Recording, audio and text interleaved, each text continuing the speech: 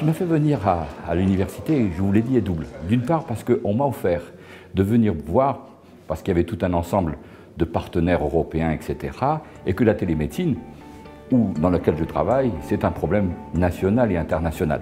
Pour l'instant, tout le monde prend à cœur et a commencé à comprendre qu'il fallait aller vers ce chemin. Comment, moi, soignant, au jour le jour, quand je fais mes activités, je peux être sûr que je suis en règle.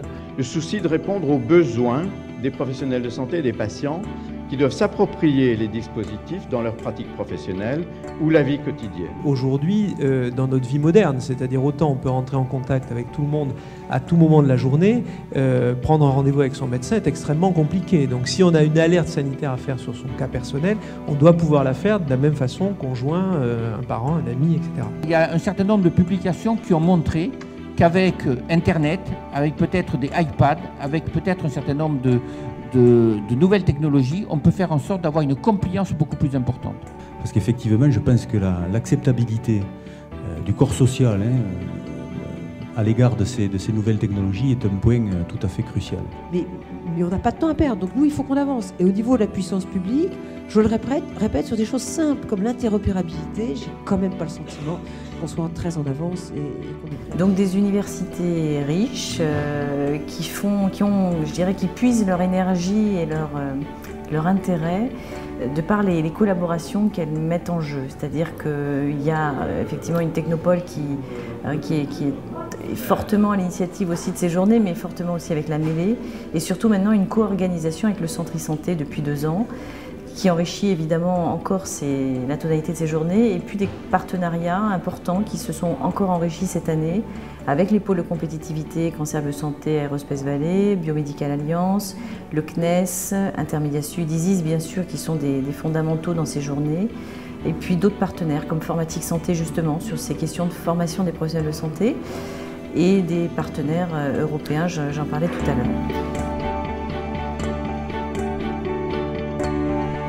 J'ai découvert très récemment l'université e-santé et l'université d'été à Castres, et je suis venu donc en tant que recruteur sur une base d'un besoin en fait d'ingénieur analyste dans le domaine de la santé orienté sur la spécificité des urgences.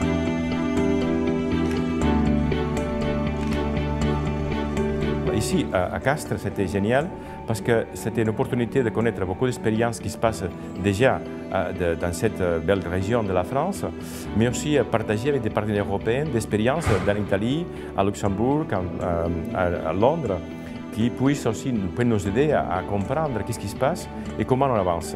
Comment travailler de façon différente, de façon plus agile, plus rapide et plus transparente aussi. S'il n'y a pas de dossier médical, il n'y a pas de santé.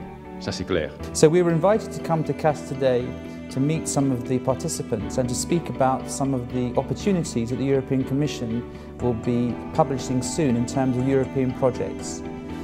These are mainly research projects which are eligible for companies and institutions who would like to get more involved in collaborative projects in the e-health sector.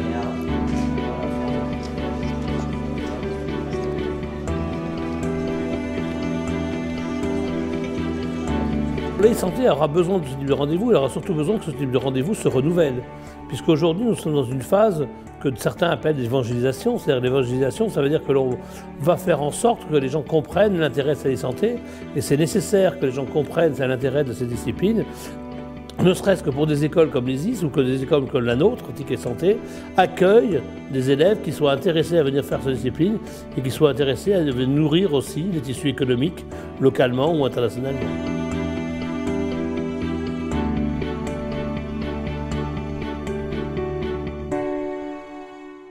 Pendant ces 2 jours, on a un lieu qui est devenu riche, agréable, calme, convivial.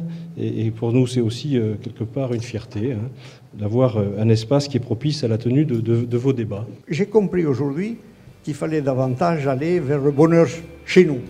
Il ne faut pas que derrière cette technicité se cache la relation. Il faut que la relation humaine continue d'exister dans tout le système.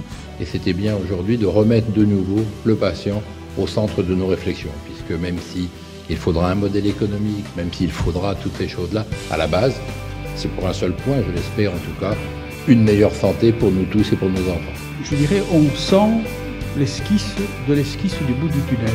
Je commence à voir poindre le début d'une espérance pour les technologies de l'information au service de la santé de façon concrète.